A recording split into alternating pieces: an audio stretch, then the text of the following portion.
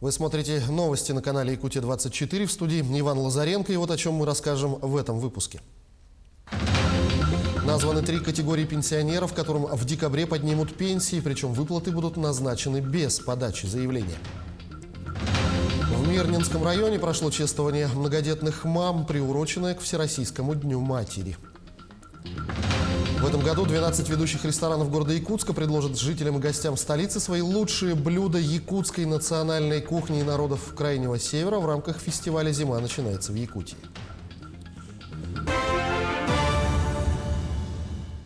Трем категориям пенсионеров повысят размер выплат с 1 декабря этого года. Так, автоматическая индексация ожидает граждан, отпраздновавших в ноябре свой 80-летний юбилей. Их пенсия вырастет в 2 раза до 12 088 рублей 96 копеек.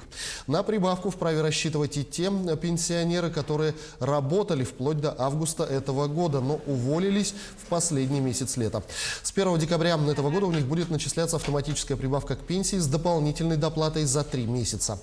На повышенные выплаты также могут претендовать россияне, подавшие заявление на перерасчет.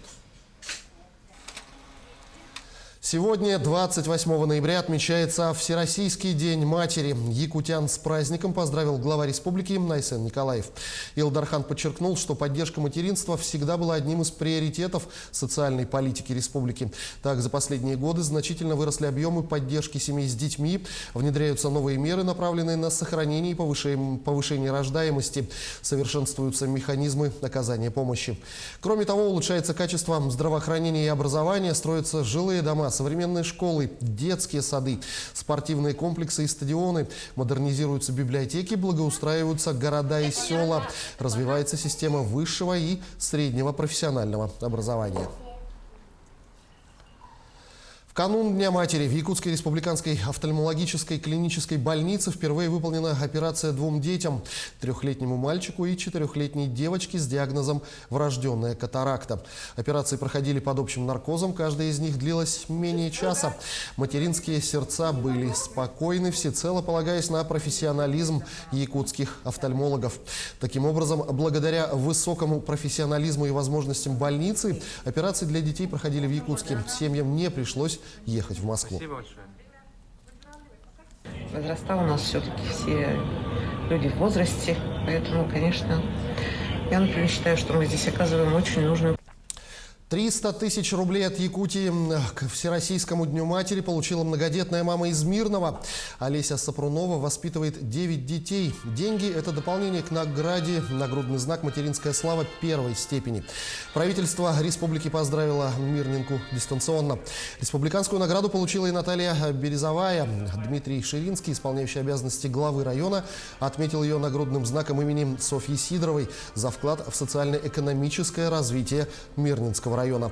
Другие многодетные мамы получили премию главы района «Слава матери» 50 тысяч рублей. Такую же премию, но на 10 тысяч больше, позже получат 2 матери из поселка Светлый. Приняли всех ребятишек. И, да, справляемся.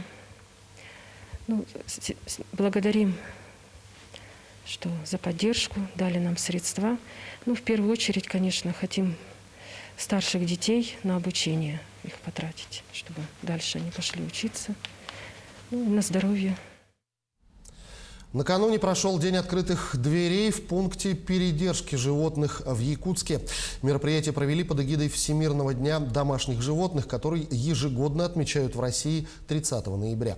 Суть акции «Помоги мне стать домашним» проста. Любой желающий может прийти в пункт и найти себе самого преданного и доброго друга. Подробнее в сюжете Ульяны Шагиной. Валерия Стручкова – одна из первых гостей Дня открытых дверей. У нее уже есть собака, так что взять еще одного не сможет. Но это не мешает неравнодушной горожанке помочь четвероногому другу. На страничке в Инстаграм у пункта было сказано, что сегодня день открытых дверей, можно принести одеяло и всякие цепи, всякие штучки, которые им нужны. Вот я поэтому принесла и заодно поснимала у себя в Инстаграм, выложу, может кто-нибудь захочет взять. Сегодня в приюте порядка 600 собак. Большинство из них специалисты отловили на улицах города. Но есть и хозяйские собаки. И, к сожалению, их большинство. Да, попадают домашние собаки в отлов, иногда даже приходят со скандалами хозяева, что чуть ли не украли, а на самом деле их собака на помойке ест.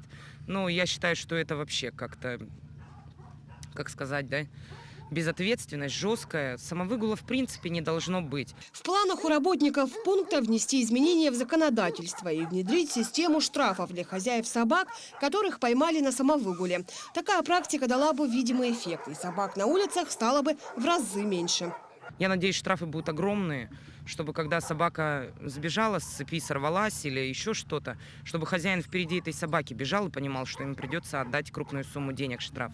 Я надеюсь, штрафы будут огромные, чтобы когда собака сбежала с цепи, сорвалась или еще что-то, чтобы хозяин впереди этой собаки бежал и понимал, что ему придется отдать крупную сумму денег штраф.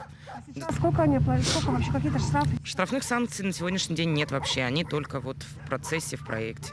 Механизм действий здесь уже отработан. Специалисты отлавливают и помещают собаку на карантин. В течение месяца их успевают чипировать и стерилизовать, после чего снова выпускают на улицу. Вот таких вот совсем крохотных малышей сегодня в пункте передержки примерно 50 штук.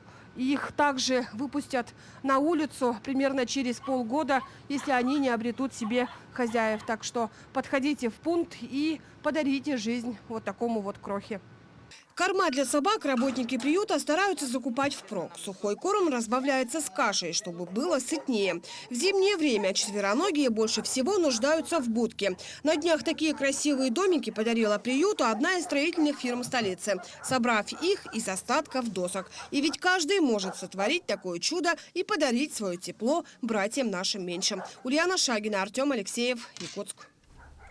В этом году 12 ведущих ресторанов города Якутска предложат жителям и гостям столицы свои лучшие блюда якутской национальной кухни и народов Крайнего Севера и Арктики в рамках фестиваля «Зима начинается с Якутии». Напомним, что гастрономический фестиваль «Вкус Якутии» инициировал Айсен Николаев, будучи главой города Якутска, еще в 2014 году.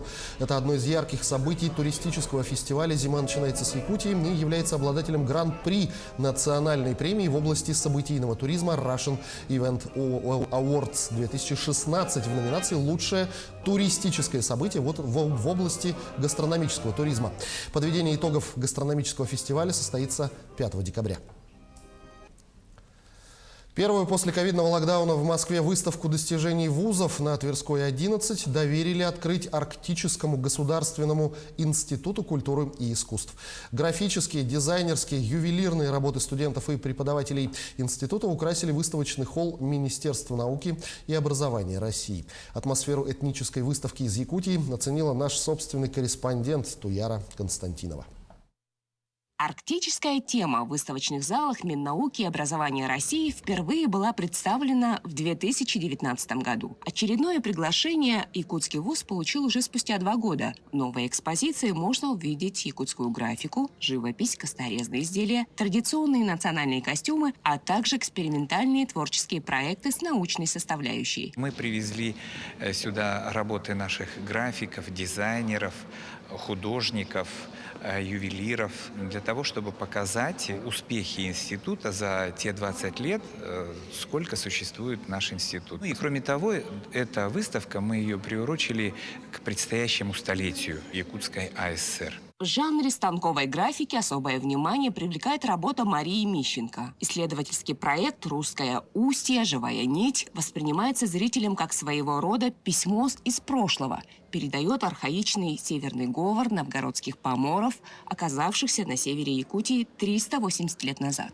Мы увидели свои работы уже с другой точки зрения, в другом пространстве. И даже как-то тоже сделали какие-то новые открытия именно по части этих же работ, которые вдруг выглядят совсем по-другому, и они какие-то наполненные. Не менее оригинальная трактовка Аси Жирковой научной темы клонирования мамонтов. Кистью художника создана работа «Мамонт-2». За поиском вдохновения девушка поехала в Верхоянск, где осталась жить и работать. Очень рада, что наши ребята очень достойно могут выглядеть на такой очень серьезной арене. Мы как бы выглядим достойно, потому что у нас своя самобытность есть, своя огромная территория. Это дает очень большую энергию. Помимо лучших творческих работ, здесь демонстрируют и десятки научно-исследовательских трудов ведущих преподавателей института. А классические национальные костюмы народов Якутии предоставлены арт-галереей «Семех». Мы привезли эталонные костюмы,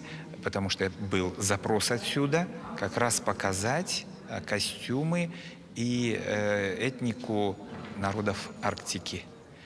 Ну, вы знаете и понимаете, что это сейчас, на сегодняшний момент, это тренд.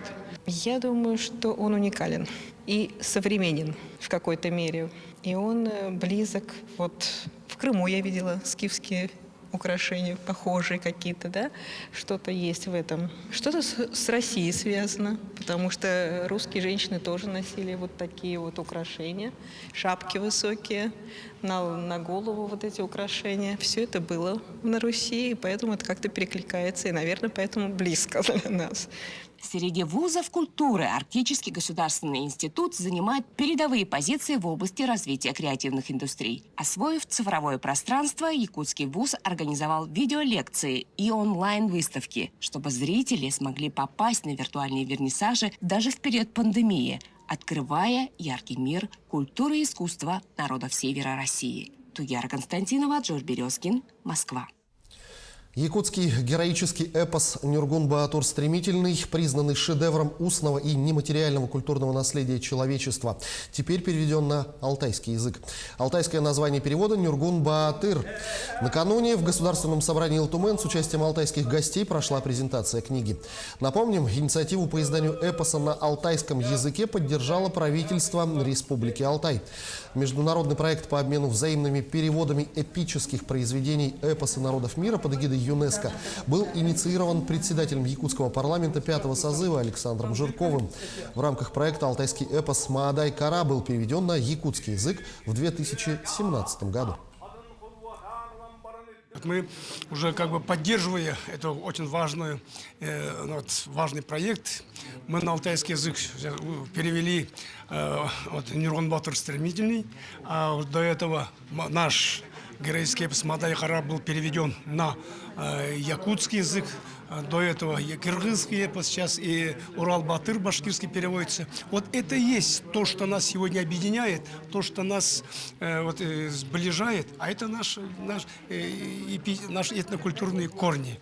Поэтому сегодня, я думаю, это большое событие, презентация как раз переводов от Нюргун-Баатура Стремительного на алтайский язык и «Маадай Кара» на якутский язык. С большим удовольствием приехал и хочу всех наших братьев, друзей поздравить с этим событием. Именно благодаря вот таким переводам, допустим, якутские и алтайские народы становятся еще ближе. К этому часу пока все новости. Мы продолжим следить за развитием событий. Оставайтесь на нашем канале.